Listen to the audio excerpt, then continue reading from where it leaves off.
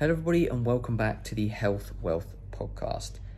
This week I speak to Jamie and Coralie Sillett of the UK Ayurvedic Centre. We dig into what is Ayurvedic medicine, what does it mean, what do they do, how is it different from Western medicine, how did they get into it. We're going to really go through some of the basics of what it represents and how it works and dig into it. It's a very interesting episode. I learned a lot myself. Anyone who has an interest in Ayurvedic medicine, you're really going to find this interesting and educational. If you've never heard of it, have a listen, educate yourself and find out, and just enjoy the episode. And just a reminder that my completely free community is up and running. We have educational videos in there. You can speak directly to me and ask me questions. We're going to have lives. There's a community to support each other, and we're all going to look to get better at health, and it's completely free. There's a link in the description to sign up if you're interested, and we'll see you in there. For now, let's jump into the show. So guys, welcome to the show. It's a pleasure to have you here. Do you want to first just give us a little bit of background on who you guys are and what you do?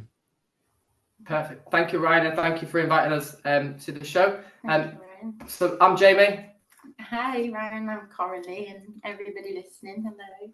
We are the UK Ayurvedic Centre, and we help many people with lifestyle, dietary, and massage therapy. And we are based in Essex, in southeast of England.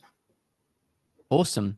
Well, the first question it leads me on to is to ask about how you got into this, because obviously, for people who have heard of Ayurvedic, it's not very big in the UK. It's not really thought of as a Western thing. So give us a little background on how you guys actually ended up getting into that.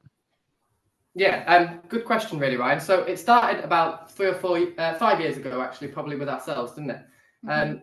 I, going into a little bit of detail, was diagnosed with Crohn's disease when I was 18 years old. I'm 32 now and have spent many years between the ages of 18 and about 26, 27, in and out of hospital, taking many different medications, listening to the people that we seem to want to give us, obviously, health advice. And realistically, from my personal experience, I was going around in circles, not necessarily benefiting, making myself feel more comfortable for a period of time, and then symptoms then continuing or actually getting worse.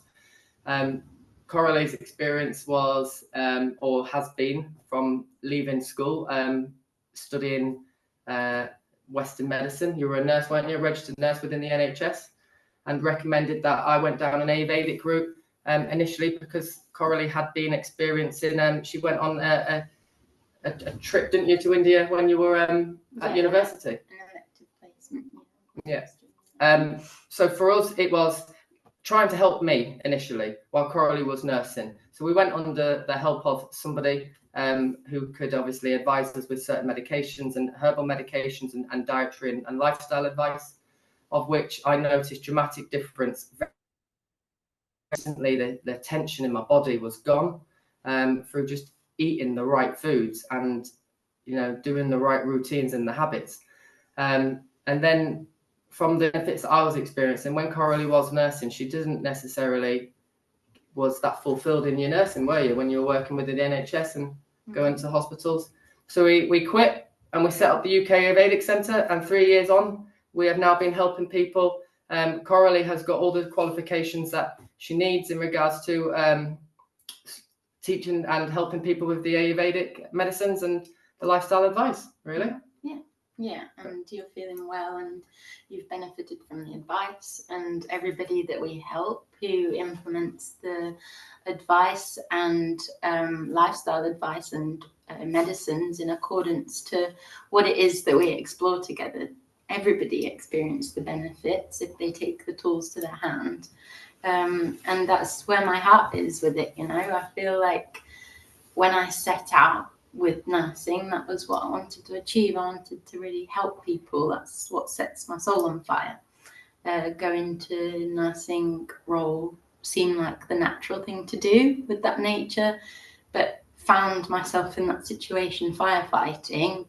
And, I can go on to that later if you have any questions in that. But come to Ayurveda now, my experience helping people is far better, and my experience in my health is far better doing what we do. Yeah, that's I'm really amazing. proud of it. That's awesome. That's a great thing to have on top as well. So, I mean, I was going to ask you, I mean, what are obviously you described a couple there, but what are the main differences that you found? Obviously, you've worked both sides. You worked in Western medicine, and then now you're working in Ayurveda. What are some of the main differences between the two approaches? Okay, so I think this is something that I can only give a glimpse on. Yeah. It's a personal experience. Every nurse's professional experience, I'm sure, would be different. But from the offset, when I was in training, I noticed that there's a big gap here. My heart was in a place where I know that nature has a big impact in how we can feel. If we choose to ignore it, then we can't use its tools. And so I could see a lot of gaps. And as time goes on, yes, Western medicine is perfect, like exactly what we need for emergency situations, broken bones, severe infections, and things like that. Obviously, not always can it help, but in most cases, it's the best thing that we can use here on this planet. But for everything else, it seems there's huge gaps. Listening to people, making sure people are feeling heard and expressing what the root of what disease they're experiencing seem to be not happening in that kind of side of things. And there's staff pressures, all of that kind of thing. You can't achieve what ultimately coming home from work, I would, keep everybody safe as much as possible, but it wouldn't be a long-term solution for anybody in that I was seeing. Even if it was a solution for them, eventually you could see other aspects of health deteriorating. And the thing is, it's very task orientated in the Western world in terms of medical care, as much as it tries to be a holistic approach. When you think about the food that we're providing to people in hospital, it's not good. It's not good quality. It's not what people need to get better. It's not nutritious. And it's the same with the general advice. You talk to people who have emotional well-being issues or physical health issues like diabetes, the tailored advice that people need in order to get eradication of symptoms, get to the place where they're in control of their health as much as possible, isn't from giving one size fits all approach of health advice. And that's what I see. It's a lot of one size fits all approach. And what's right for one person could be poisonous to another. And that's what we really try and do, is feed into what is causing somebody a health issue, removing those obvious causative factors and see if we can arrest a disorder at that. And then if not, then we go further, with the holistic approach being inside and out medicines, Ayurvedic medicines, the diet, the lifestyle habits and things like that. Does that answer that question? I don't know if Yes. Yeah, no, absolutely. That answers it very well. I think the main difference I look at it as between what modern medicine does and then what you do and what I do is that they're treating symptoms and we're trying to look at the cause and treat the cause for people, which is why, people don't get better on Western medicine. And a lot of conditions they class as irreversible, which we know are not irreversible. For example, your Crohn's, Jamie, that they don't modern medicine doesn't really make that better. Doesn't see a reversal of that. No. If you did, And the thing sorry, just to touch on that, you asked about the difference from if you're a patient, and I can experience, that's my experience, is being a patient in the NHS and under the care of an Ayurveda doctor and Coralie as well. Generally speaking, it's less invasive. One thing I do know is with the medicines that I take now is it's not ruining my microbiome. It's not ruining my gut inside. And I just know that it's gentle. And that's, I think, is a really, really important thing when if someone like myself has got an irritable bowel disease, it's everything that they're putting into their digestion, into their body, is not making it work long term. So that's, I would say, really simple difference between NHS or the Western medical system And Ayurveda it's just less invasive and more gentle, and it's more person-centered for that individual. And just on touching on that as well, I have done a blog post from personal experience for any listeners that might be interested.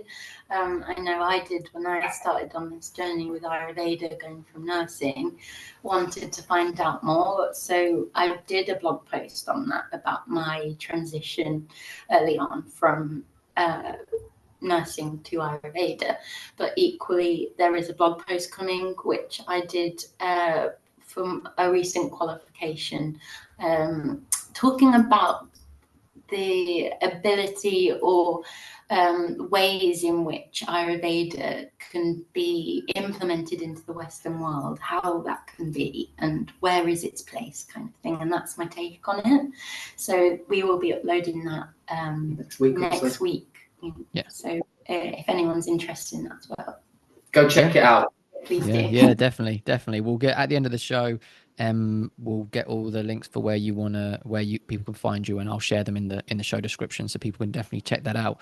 One thing as well I wanted to ask is when you guys first came to Ayurveda and you decided you were going to try it and sort of learn, what did you kind of have some doubts in your mind? Were you a little bit skeptical of it? What was your point of view coming into it? And did that just kind of dissipate over time, or were you literally from the start full on, this is going to work?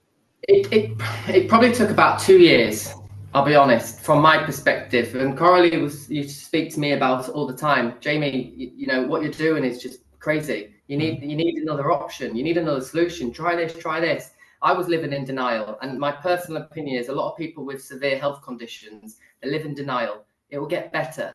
Oh, it's only today. I feel like this. Oh, it's because I've done that. That's why this has happened.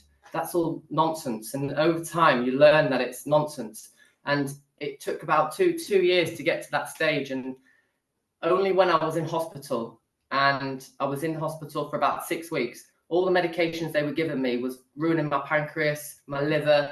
I was then giving me more medication to cope with that. She went to me, so what are you going to do now, Jamie? I went, Ayurveda, I think.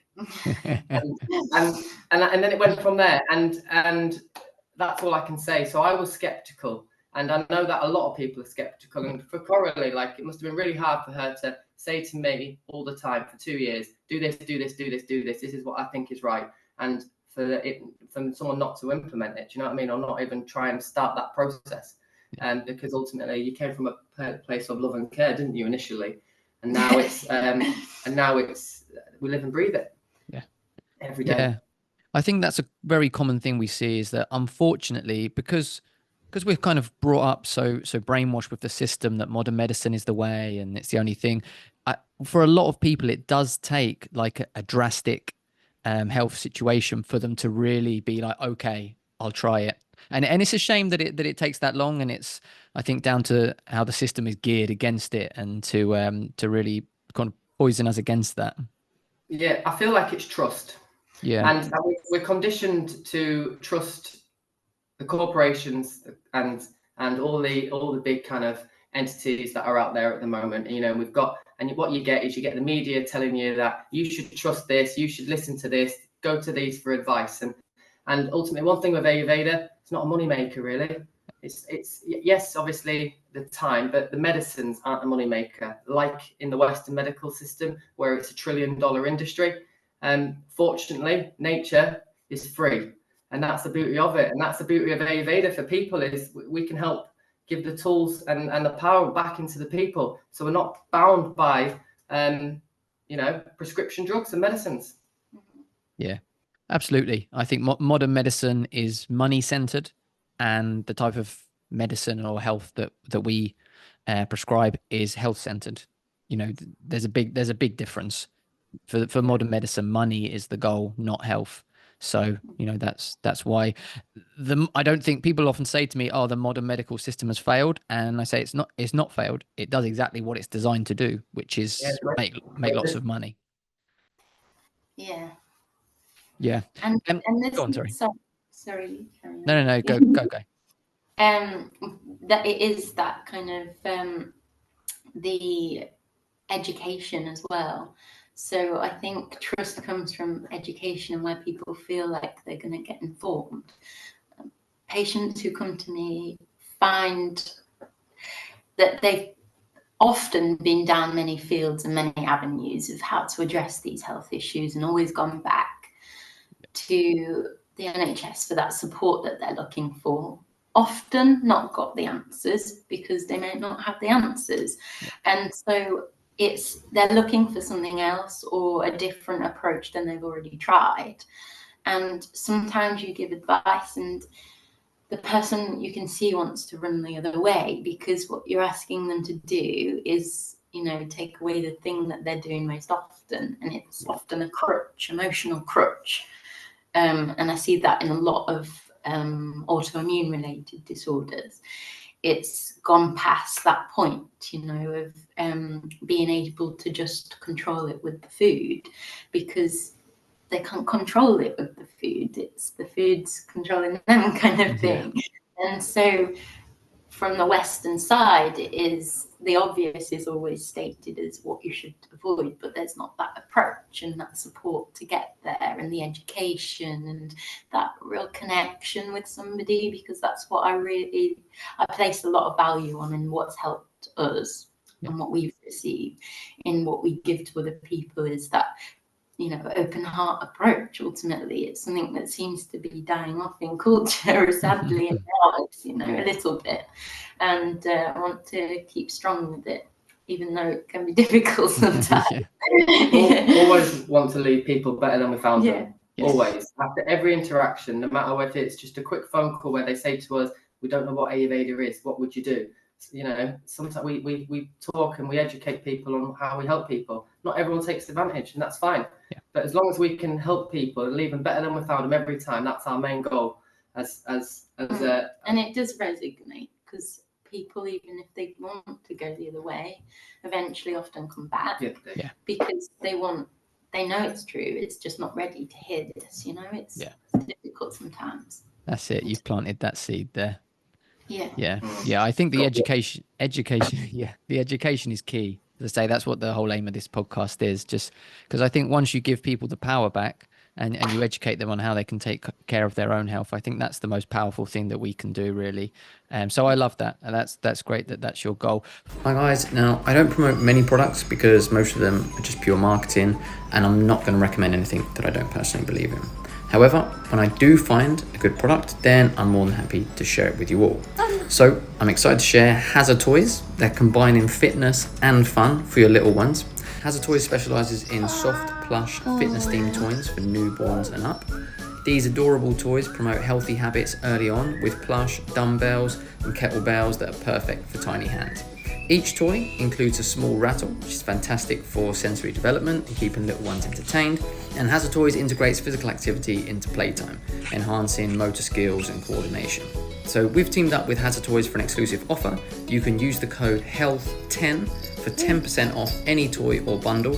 You get free speedy UK delivery from the local warehouses, and you can get a free ebook, Dreams of Pink Plant Woods, with every purchase. So don't miss out and use the code HEALTH10 today. For someone who's listening to this, they've either never heard of Ayurveda or they've maybe heard it said a couple of times but no idea what it is. Give us like an overview. I'm sure you can't cover everything, but just give us a sort of an overview of what it is. Mm-hmm. So I would say this is my area. So most people would say that Ayurveda, broken down into English, means the science of life. It is the science of life, but that's very basic. It's not giving it justice as to what it is. It's basically taking into consideration our 5 sense organs, that humans have 5 sense organs only, but we nourish these 5 sense organs through 5 elements, which are made up of the doshas, Vata, Pitta and Kapha, earth, fire, water, air and ether. And everything is made up of these in our life, in organic matter. And everything that we eat, everything that we do has these doshas, elements within them in different proportions. These make up our DNA and give the subtle energy to everything. And we are our own unique composition of these elements. So in order to live in a healthy way, in Sanskrit, which is how Ayurveda has been sort of documented over the thousands and thousands of years, is through the shlokas. So samadosha, samagnishta, samadhatu malakriya, prasannatmendriya manaswasta itya vidiyate, means that everything in the body, the doshas, which are the tissues, the agni, which is our digestion, I can keep going, everything, all the systems in the body are balanced, but they're only balanced through the 5 senses of nourishment. So that comes from what it is that we consume, and it's accordance to our makeup, our DNA, what we're made of, you know. And ultimately, naturally, we're leaning more towards one way. So we like certain things depending on your constitution. I'm quite Vata, so I like the drier thing, the lighter thing. I like to stay light, bird without wings kind of thing. So if I have an imbalance, it tends to be of the Vata nature. And we naturally, depending on our constitution, we take ourselves too far one way. Then we apply the opposite qualities. So if we're experiencing dryness, lightness, feeling ungrounded, that sort of thing, then we would have the opposite quality, something slightly heavy, more moist and nourishing to the body, like mashed potato or something like that would be grounding. And so that's how you feed to the body and get nourishment. That's true health in terms of Ayurveda, and it is a way of living. Again on that as well, so it's Ayurveda, and I'm not as in-depth knowledge as what Coralie has, but I remember when you were studying, we had A4 pieces of paper all over our kitchen, and all we spoke about was a Samkhya of creational philosophy, which is an overarching kind of diagram or philosophy on Ayurveda, which is where there's basically the energies, without to confuse everybody, and if anybody has any questions, I'm happy to go into it, but it's new information and it can be a little bit overwhelming, and this just being open, I want to give the true light of what it is, and it's not confusing, but it is not terminology we're used to. But the Samkhya philosophy of creation is ultimately the energies of where we started. It's similar to the Big Bang Theory, but there's more layers to it about our consciousness, and then it filters down to the 5 sense organs, so that being touch, taste, see, hear and smell. And so ultimately, if you think about modern way of living, it's avoiding these things. We don't get satisfaction from the food we're eating as well, because we have a cycle there. It's sweet, sour, salty foods, and sweet, sour, salty foods only nourish a certain amount of tissues. We need sweet, sour, salty, astringent, pungent and bitter in order to nourish all the systems of the body and all the 5 sense organs of the body. So this is the root of an essence of what Ayurveda is. It's difficult for me to say what it is in just a short conversation, because naturally Ayurveda originally would have been handed down through generations. It's linear knowledge, and I'm at the stage where I'm learning Sanskrit, so I gain the true sense of Ayurveda and what it is, not a kind of what my teacher has always said, the magazine kind of approach, which is the one size fits all. But that's where I'm at with it, is bringing the lineage knowledge, and hopefully I will get to a stage in life where I can be the one to evolve where my teacher has evolved it, and so on, so I can keep moving it forwards, because that's the thing, isn't it? nothing remains the same, and it is a knowledge that needs to be evolved, and it is continuously evolving. But I hope I've done it justice and answered any questions and created some clarity around what Ayurveda is, because it does sort of entail layers of everything within life. With the Samkhya philosophy of creation as well, we've done a blog on that, and it's I'm a visual person, so I like to read things.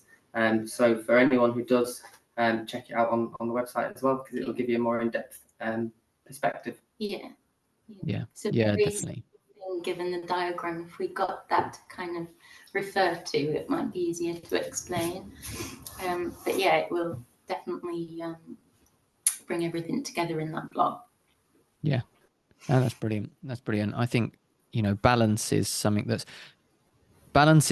been that word's been abused in, they try and say a balanced diet nowadays, which I hate, because what they're talking about, balancing a load of rubbish out with some stuff that's maybe okay, but in what you're talking about, like, we do need to be balanced in terms of our body and our approach to everything. I agree with that, keeping ourselves balanced. And I like that you talked about that it's ancient knowledge. I think my personal opinion is that you go back thousands of years, and humans all over the world, whether they were Ayurvedic or not, we knew how to take care of our body, and we've lost that over time, probably due to financial reasons and people looking for monetary gain, and we've ended up where we are now in terrible health. But I think humans have always known how to keep ourselves healthy. So going with something ancient rather than something that's developed in the last 100 years is definitely a good idea in my eyes. If someone comes to you, are there certain first steps that you'll take with everyone to try and diagnose what their problem is? Is everyone going to be completely different? What's kind of the starting point for you? So 9 times out of 10, people come to us and they'll come to us with, okay, this is what I've been told that is wrong with me, or they'll come to us with, this is how I'm feeling, this is what I'm experiencing. So based on that, what we can do is ask them more questions around their symptom. And 9 times out of 10, most people's symptoms might be, I'm feeling dizzy, I'm feeling a bit nauseous, or it might be that I've got a stinging sensation, I've got a burning sensation. The great thing with Ayurveda is, because everything's linked to the elements of earth and the doshas, the qualities, the vata, pitta, and the kapha, is they've got the quality. So when someone says to us it's burning, what we then know straight away is that's a pitta quality, because pitta is the fire element.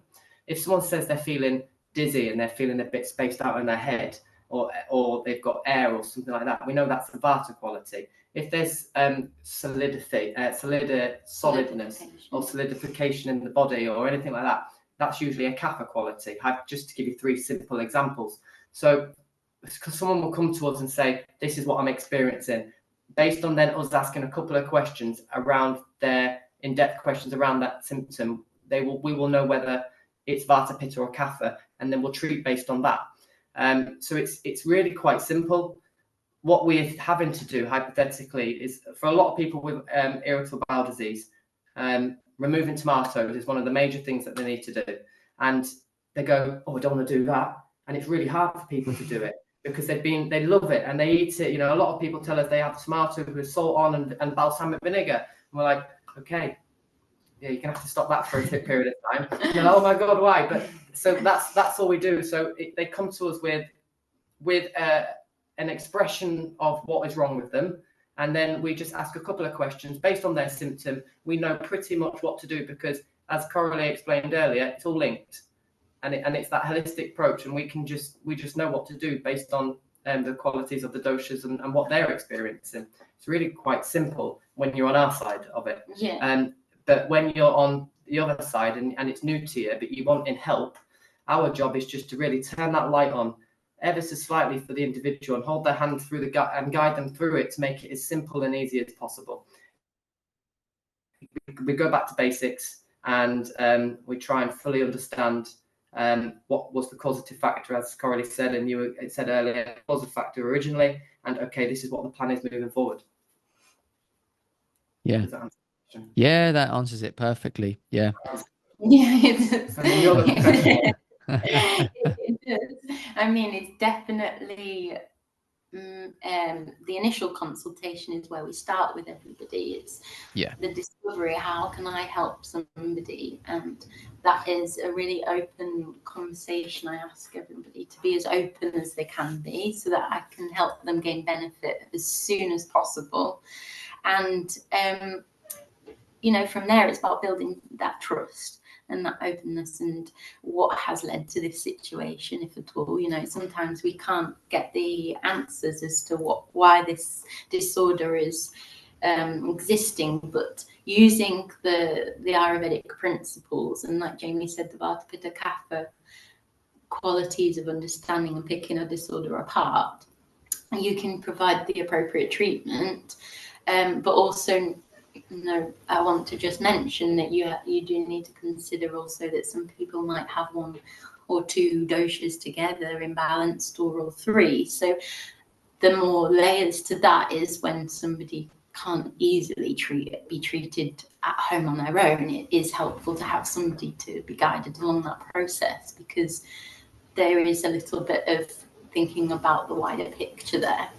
Yeah, and the difference as well, our initial consultations, if someone wants Coralie's help or the UK Ayurvedic Centre's help, they're 75 minutes long, our initial consultations, not 10 minutes like you would get in a Western medical system. Yeah. So it gives that open space for people to really open up and talk about what it is they want to talk about. As we all know, a lot of autoimmune disease is caused by trauma or a traumatic event. And sometimes we need just to peel that onion, and that's why we give the time for that. Yeah, absolutely. I think, again, you mentioned it there. It's a huge thing that's missing from modern health, is just giving someone that time to be heard and just actually speaking to them about issues and getting those details. And you say a doctor can't do that in 10 minutes.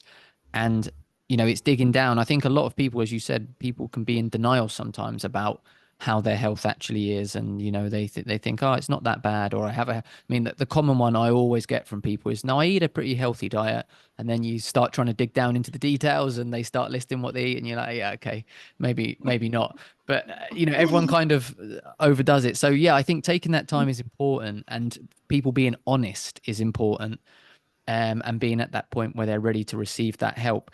And obviously I know you talked about diet's a big thing, which I completely agree as well. But obviously you said about lifestyle as a whole. What other kind of things do you look at when you're helping people? So again, depends on who I'm speaking to. And that's what I want anyone who's listening to take from this. Take what I'm saying with a pinch of salt, because it really is down to what it is that you require and what you feel is practical in your busy schedule, But in the Western world, I think most people will be able to relate to the fact that we're highly stimulated. We have to be living in this kind of world. So it is the way we are. We're very pitta dominant individuals. So we're fire orientated. We need mostly protein kind of fuel in order to have that balanced feeling inside. So this kind of understanding that we're highly stimulated, a growing amount of health issues, stress, all of this, it's about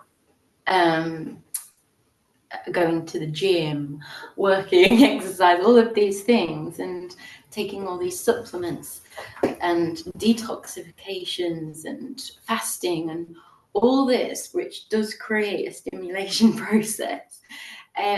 So when somebody comes to us, it's much about kind of really simplifying things, stripping things back to basics so we can understand where somebody is at, but also helping usually to calm the nervous system.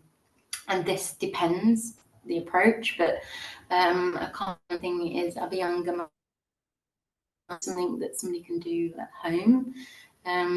We practice it regularly most days, and you just apply oil to your body and self-massage, and it helps nourish the tissues and calm the nervous system. And similar similar sort of things, just simple things like walking after a meal, short walk after a meal, using the moonlight in the evening, not eating while watching television, all the distractions, all of these things. It's just about bringing to awareness and doing something with your whole heart and consciousness so that you can gain the satisfaction and the fuel from what it is that you're doing, whether it's something you're eating or an activity.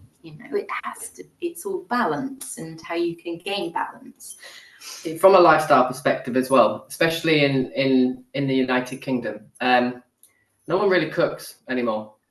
No one prepares food. No one. It's a salad. Yeah, and if it is, it's a salad, and we don't necessarily recommend that to everybody. But it's having. You see on social media nowadays, and obviously we communicated initially via LinkedIn, and people are high-fiving each other because they've achieved 1 million tasks in one day. But what have they done for themselves? As in for themselves, for their body, for their loved ones. Okay.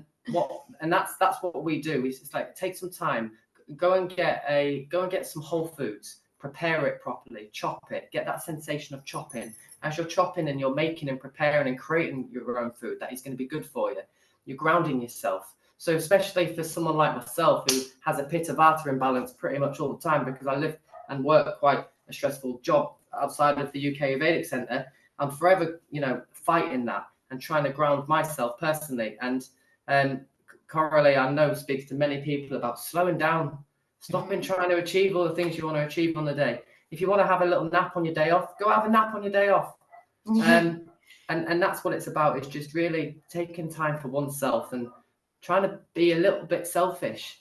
Because if you can't be selfish for yourself in moments when you need to, you're not going to be able to give your energy to others. And we've learned that. And I was going to touch on that as well. It is an obvious thing, going back to your initial question. As a nurse, I saw it all of the time. I mean, most people would never stop for lunch. Yeah. Most people would never stop to go to the toilet. Most people wouldn't have a drink all day. And what use are you to anybody in that state? You're making errors after errors and you're emotional. You're not working from a balanced state. And it's not saying that we're perfect in what we do, but we do understand the body and what we need to do when. If we can do it, it's something else. But when we can, we do it because it's what will provide the results that we're looking for. So it's not to say, for example, if somebody's a smoker or drinks a lot, all of these sort of things that are deemed a bad habit in today's world, it's not to say that somebody entering into Ayurveda or trying to bring Ayurveda more into their life that, they can't start it or they're not Ayurvedic until they stop. It's not that. It's just how can you use Ayurvedic knowledge to feel good in yourself and feel like you're secure in this place in the world. It's, and everything then can come, you can use to fuel you in a positive way, whatever positive might be for you, rather than feeling, should I be having these supplements? Should I be paying for this treatment? It really is simple. It doesn't need to be this, And you touched on it earlier as well, Ryan. 120 years ago, 150 years ago, we won't experience all the health conditions we were experiencing. And you know what? The Western world has helped evolve this planet that we live on massively in the last 100 years, and there's so many great factors of it with technology and us being able to communicate like this, but we've forgotten our natural ability of what we do, and that's all we're trying to do is bring that back. Bring it back while incorporating the modern beauties that we have in life, because it is great, and we just need to remember how we forgot. Distracted. Yeah, massively. By all the things. And I think my personal opinion as well, and I say it to everyone, in the Western world, we class ourselves as microwaves. We want everything instantly. Yeah. We can't wait for anything anymore. And we're not microwaves. It took us a long time to evolve to what we are today. But it's taken us 100 years to experience all these negative effects that we have on the body because of a real plastic processed life that can be perceived. Yeah. That makes sense. It's not our fault, is it? No, it's a conditioning that we all experience. It's the consumerism and the capitalism, isn't it? Let's be honest. Yeah, absolutely. That's a different topic. Yeah. But that's what we're trying to do. Bring it back to basics, strip it ground and give the tools to them so they're not bound by the NHS, so they can control themselves, tell their families about it, tell their children, which tell their children, then hopefully in 100 years' time, we're in a better place all round. Yeah. And it is nice, but we have families that come to see us. It's, we don't just see one person. And it's really nice when you see the knowledge coming through in a family, that everyone's coming to support one another, that everybody's on the same page. It's sort of like a real support network going. We're all on the... And it's lovely, it really is. And it's the way it feels it should be. Yeah, absolutely. I agree completely. I think the pace of modern life is a huge issue. And, you look at any areas in the world where people live a long time and they have a very different pace of life. They're relaxed. They're in communities, you just said there about having the support. They've got good, close, tight-knit communities around them. They're a relaxed pace of life and they live much longer than us. And we're running flat out. If you had your car and you drove it at top speed everywhere, that car's going to break down before long, and that's what's happening to our bodies.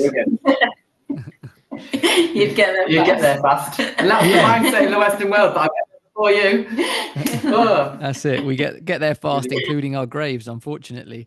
So yeah, we need to slow down. Absolutely. And like you said, it's come up on a couple of podcasts actually about the fact that to be the best person you can for the people in your life, sometimes you have to be selfish and you have to take care of yourself. And people do forget that a lot nowadays. I think there's not a lot of self-love we have. People are always putting themselves down. They're comparing themselves on social media and they're thinking, oh, I've got to do this for this person, this for that person. But if you're in no fit state, you can't be a good dad. You can't be a good husband. You can't be a good person. So we definitely have to take that time and look after ourselves as well as looking after the others. Yeah, definitely. I appreciate you saying that. And it is one of, for me personally and many other people that I seem to help, it is a journey in itself that, it's easier said than done as well. It is really easier said than done. True. But I've definitely learned that if I need half an hour or 2 hours, I'm going for it. You're better than that. It's really hard. It's hard. Our little girl Willow, I took her to the park earlier today as Coralie had a few consultations this morning. We got back, I stuck her straight in her pram. She had a nap. I went straight and had a nap next to her. I thought, I'll seize this opportunity. And then at midday, Coralie comes in to me and she goes, have you two both been sleeping? I'm like, yes, we have. Right. Any opportunity, I'll take it. I will. That's it. If you need it, you got to do it. Yeah. So I wanted to ask you quickly on something as well. You mentioned it before, just when you were talking, just in passing. Something fasting. Is fasting something that you include? Is that something that's looked upon positively by the Ayurvedic, negatively? Is it just going to depend person to person? I think Coralie will probably give you a more in-depth answer, but what she would tell her patients and what she tells me is eat when you're hungry. Yeah. All right. And this fasting, what it's going to do is the body obviously after 16 hours goes into ketosis, starts burning the fat, and that's what people like. And then they consume all their calories in an 8-hour time frame. Drink on thirst, eat on hunger. If you're not hungry, try and stimulate your hunger so that you can eat the right foods. And from an Ayurvedic perspective, if you were to tell your patients, that's what you would say, wouldn't you? If people aren't hungry and they say, well, I only ever get hungry at 8 o'clock in an evening. Okay, what we need to do, or what we would do with people, is how can we stimulate their appetite, their agni, their digestive fire. And so then we would start by prescribing some home remedies to get the agni going, to get the digestive fire working. Whether it's your intermittent fasting or not, if you've got strong agni and strong digestion, your body's going to be able to process everything properly, take what it needs from the food that you're eating, and then eliminate effectively with the toxins. So fasting, but like Coralie said a few times, it's not a one-size-shoe-fits-all. Me personally, if it's cold, I have to eat breakfast in the morning. I get on the rice pudding train, and that's what I'll have with cinnamon and cardamom and things like that. But this, at the moment, it's quite warm. I'm finding that I'm skipping breakfast, but I'm having like a rice curry meal around about 11 a.m. in the morning. and then I'm having my dinner at about 5, 6 o'clock, 7 o'clock on an evening. So Ayurveda will teach. So what from my perspective, being a patient over the years, is eat when you're feeling hungry. Otherwise, if you're not hungry and you eat, your body is not going to be ready to receive the nutrients, and then it's going to create ama, which is the translation of toxins from a Sanskrit perspective. Yeah, definitely. That's right? Yeah, I definitely say that that's right. And just to add to it is that again, satisfaction, it comes from what we do and what we eat. So it's asking, why is it one wants to fast? Is it that you feel that that's necessary? Is the body feeling heavy, like it needs a chance to process what's inside? Or is it that you're fasting because you want to feel lighter? It's why is this that you want to do this? And or is it just because we're told it's a healthy thing to do? And if it's for the reasons of wanting to feel like a little bit lighter because there is obvious signs of feeling heavy, then maybe it's a beneficial thing. But mainly it's about satisfaction. So that satisfaction is what creates strong immunity, good quality ojas immunity. So if we're not getting satisfaction, we're just eating for the sake of it, or we're skipping meals for the sake of it, we're not getting good immunity. It's a really interesting one, the fasting, because I listen to your podcast and a lot of people talk about it, and it's on the tip of everyone's tongues. You even look on mainstream media, they're all talking about fasting and how it's beneficial. Dr. Tim Spector, who I think he runs Zoe, he talks about it quite heavily. And do you know what? I can imagine in certain places around the world, they don't need to consume as much, or they can fast or whatever because of the time of the day, how hot it is and stuff like that. And certain seasons that we're in Ayurveda, again, the seasons of, from a UK perspective, winter, spring, summer, autumn. Where you are, you only get winter and summer. So they're all linked to the doshas and the qualities of the doshas. And so we tailor make people's advice based on the season that we're in. And yes, some people we would say don't eat until 12 o'clock or noon. Make sure you eat then your last meal at 8 o'clock that night, or by 8 p.m. that evening. But then go into autumn where it's colder, we might say to them, right, okay, now you need to make sure that you're eating 3 meals a day because you need to make sure you've got the energy. Mm-hmm. So the intermittent fasting one is one we talk about often, and some days we fast, some days we don't. Yeah, and I think the thing that comes through as well when we're speaking is, I hope you don't mind me saying, is that Jamie is pitta dominant, so he's very task orientated. He likes things being on schedule and on time. Yeah. Some people are Vata nature, like to go with the flow more, and that kind of would feel uncomfortable to think about that time frame. But this is where the balance kind of perspective comes from. So a Vata individual, the bird who is without wings, they haven't got direction, is when the pitta qualities can be brought into play for that sense of balance. So that feeling of dryness and lightness in a Vata individual, missing a meal would only feel more that way, and possibly end up, if continuing on that cycle, more of a Vata imbalance, depending on how that is expressed. So it is the nature of the digestion. So Vata individual tends to have Vishama Agni, which is irregular digestion. Pitta individual would experience a really Tikshna Agni, which is quite sharp. And then Kapha individual tends to experience the slower type of digestion, so they might not go to the toilet as often. So that, considering with the fasting, is quite important, and I hope that kind of touches on that enough for you to see the importance of just the not going for the one size fits all approach. Your body will tell you, and it has all the signs and the signals. Give them the space. and intuitively, over time, definitely from being the patient side of it. When I was under the care of someone else before, obviously we set this up and done what we've done here, is Coralie taught me how to properly listen to the body, how to really understand what it is. And all these little pre-symptoms, and that's what they talk about in Ayurveda, is pre-symptoms, not the symptom that you're experiencing, which is the one that's stopping you in your tracks, stopping you doing your daily tasks, loving your family, going to work and doing whatever it is that you want to do and that makes you happy. It's all these little pre-symptoms. And a lot of people that come to us who do fast, these are the ones who are wanting that light feeling, but they experience skin conditions, dryness of the skin, eczema, psoriasis. They can't seem to control the aging process of their bodies, and that's because what they're doing is they're not properly nourishing the dartries or the tissues of their body, because they're not eating enough, or they're not eating the right foods when it is there. So intermittent fasting is good, but not for everyone from our perspective. Yeah.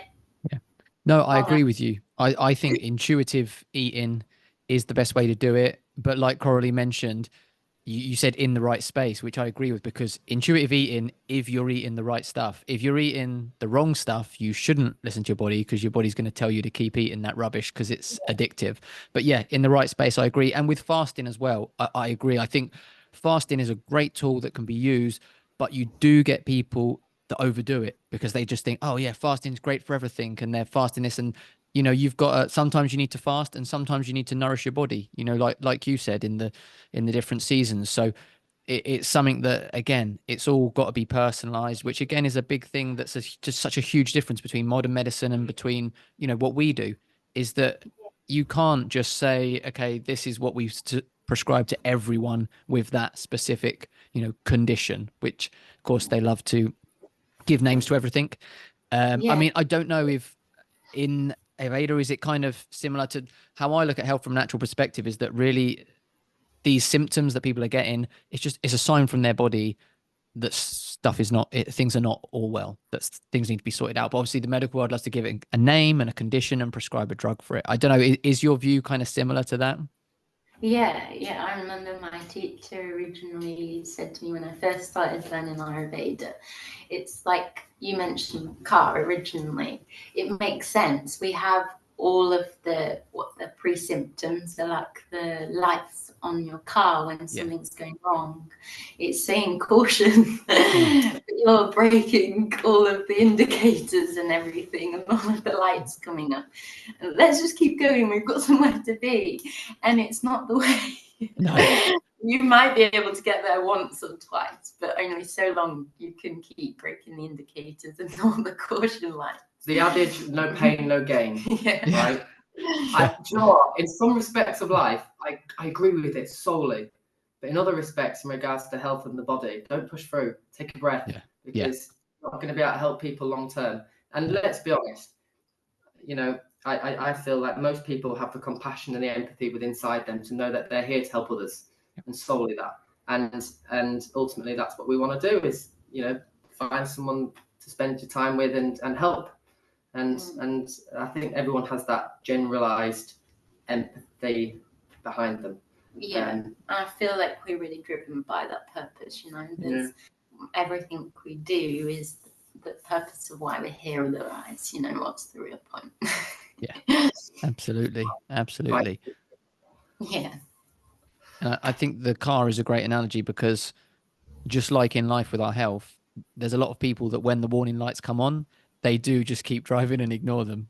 We don't know what they mean, so we just keep going, and that's what we're doing in life. So that's a great analogy. I think it's a theme that's been throughout this episode, is that you've got to listen to your body. Your body's not stupid. Your body knows a lot more than we do, and if it's giving you warning signs, you absolutely need to listen to it. One thing, we're running out of time a little bit, but one thing I wanted to just touch on before we're done is, obviously, you said, obviously, Ayurvedic is natural, and like you said, it's free and it's accessible to people. Obviously, there's herbal remedies and stuff involved in it, isn't it? Are these all things that people can make themselves at home? You said about people aren't going to purchase medicines. Can people make most of these themselves under maybe guidance from people like you? So it does depend, again, what people need and what it is that somebody's looking for. If somebody's looking for remedies that they can make at home, then I love to talk about these things. We always try to get the original ingredient, the best quality we can find. So in some cases, this isn't, we can't do it, This 5,000-year-old tree, you have to find the tree from somewhere. so it is about what it is that you can find, and trusting your suppliers in that sense. We have a supplier in Sri Lanka for the medicine, so they help support us with that, finding the best quality and the product and the processing using the ancient process in the medicine, which I've been taught and experienced to be really, really important for one to gain the benefits from. But the homemade remedies, I love to support people with, because it's easy to do. It's everything we've got tend to have in our cupboards, and it is, usually a really easy process to do, and it's nice because you give a tool to somebody that they can carry through life with them. Yeah, we have like a first aid kit for Ayurveda that we can definitely initially, we can either do it for them and obviously send it, or we can teach them how to do it. But there are certain medicines and and herbal preparations that we can't make and can't source. And it is what it is with that, unfortunately. But again, we've written blogs on kind of like going on holiday, different first aid kits and stuff like that. And we're forever even trying to use and evolve. Yeah, like what we've got in the United Kingdom, herbs wise, and what we can forage to see and then we try and understand how we can maybe incorporate that. And that's what we're trying to do in regards to Ayurveda in the UK, is how can we evolve the principles of Ayurveda into this modern day world where we are currently. There are multiple points to that. You're just asking in terms of the medicine, aren't you? Is that right? Yeah. But we will help as much as we can. Teach a person to fish, or give a person a fish they eat for a day. Teach a person to fish they eat for a lifetime, and that's our main aim. Yeah, exactly. And that perfectly leads me on to the last question I wanted to ask you guys, is for people who kind of look at it and say, well, this is ancient, ancient medicines, thousands of years old. We're in a modern world now. It doesn't apply anymore. And obviously you said about it's evolved over time. So how is it, what are some of the ways that it has evolved to have a place in this modern world where it can be used? Mm-hmm. So, I can go. I don't even know where to start with it. That is right. I don't know where to start, because there's so many places. There's so many places for it, and ultimately, it's part of nature. It's everything we're talking about. So when we're having a conversation, as soon as you become aware of the basic principles of Ayurveda, you can't help unknow it, because it provides a connection to everything, kind of in not all sense, but does fill the gaps in most sense. So with that being said, there's a huge place for it. But how you tend to use it, I've seen people who, again, feel uncomfortable about the amount of knowledge. I was told I was dyslexic and dyscalculia growing up at school, so the challenges can be there, but it is about making sense of, in reality, and it ultimately is using Ayurvedic principles and making it make sense to your life, rather than trying to go beyond that at that stage. And it is about the food, it's about the lifestyle, it's sometimes about the medicine, if that's necessary to get to the point that they're trying to achieve. It's about feng shui, how you're going to set up a room to make you feel comfortable. It's all these things. It's just how far one would want to take it, really, and where somebody's at with that. Good. It was a very good question. I think with the evolution of it as well, like it's 5,000 years old. So it's evolved for us to know about it today, for it still to be taught today. And the evolution of it is, from my perspective, is like we've been doing it for 4 years, as in practicing it through the practice, 3 to 4 years. I've been, and we've been, as in Ayurveda from a health perspective, about 6 years, 5-6 years. And how has it evolved? What we've got in our big supermarkets to actually work properly, because 9 times out of 10, 150 years ago, it would have been within your local community and what you grew. So the evolution is in this modern day world, how can you still use all the great things that we've got in this modern day world to really give yourself the best benefit and the best way to actually improve. And the beauty of this is we've got things like, and I'm going to say it's not necessarily the best thing in the world, but Amazon and everything, big conglomerate all across the world, but they're really good at sending stuff to you very quickly if you need to make preparations. So there are swings and roundabouts to all of this. And that's, I feel like, how it's evolved. Things are more accessible, and it's easier for people to adopt this knowledge, this ancient knowledge. And that's, I think, it's, from my perspective, it's really how it's evolved and how it's evolving. And from us, you know, there's more and more people in the United Kingdom, in America, in Germany, across Europe that are talking about Ayurveda. So it's evolving out of South Asia. It's evolving out of India and Sri Lanka, and eventually we've got a vision. And when we started this, was we want to be the Holland and Barrett of the UK Ayurvedic centres in the UK, and that's our mission. Mm-hmm. And that's how we'll evolve it, and hopefully, anyway. Yeah. So yeah, it is that, and also, you know, like it's the connection with the knowledge and how you use it ultimately. And that isn't the same for everybody, and it can be a frustrating process if you're trying to take on all of the knowledge at once. But ultimately it's very simple, and it seems to be really and increasingly important to apply this knowledge. You know, we're growing health issues, growing stress, all of these things. So, and we're saying that disconnection, there's obvious disconnection within our known health system. So all of these reasons is why Ayurveda is more important now. Yeah, if anything as well, just the last on this, we've probably gone backwards from a health perspective, evolution. So Ayurveda is going to help us evolve again back to where we should have been 150 years ago, I think. And I know there are many different therapies and different medical systems in the world, but, you know, we're going to fly the flag for Ayurveda because we know it works if people adopt the advice that we give. And in most cases, not all cases, but you will find that a lot of the medical systems or health knowledge that we have today originated from Ayurveda. If we go far back, you know. Yeah, I think very well answered. That was a great answer. That question was me just playing devil's advocate, because I agree with you. I think ancient health and ancient knowledge is absolutely as relevant today as it was before. And I think the closer we can get to the ancient lifestyle of humans and the ancient way of living, the better for our health. 100%. We've gone backwards. I agree with what you said, Jamie. So yeah, very, very well answered. Listen, before I let you go, because I've taken up lots of your time, tell everyone exactly where they can find you, where they can keep up with you, how they can contact you if they're interested in working with you, and just give us everything they'll need. Okay, perfect. So you can find us on Google. We are www.theukayurvediccentre.com. We are on Instagram, LinkedIn, Facebook, and you can contact us via email as well, and on WhatsApp or text message, whichever is right for you.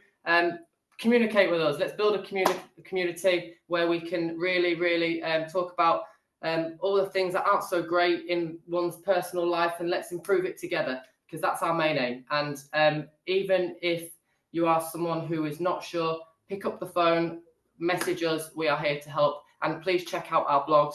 Coralie spends hours writing the blogs, and she really puts a lot of effort into them. And we know that we do have some consistent people, so subscribe to our mailing list, and please give us some feedback, because that's really important, and the only way we evolve our practice to help everyone who needs the help. Yeah, we're all ears. And thank you for the opportunity to let us come on here as well, Ryan. Thank you, Ryan. Thank you. That's no problem at all. Thank you so much for coming on, giving us your time. I'm sure the listeners have learned a lot. I've learned during this episode as well. This was, I was using this as a chance for me to learn as well more about Ayurveda. So thank you so much for giving us your time and for answering all those questions as well. Perfect. Thank you very much. Thank you. No problem. All right. We'll see everyone again next week. Thank you again for listening, and let's get optimal together.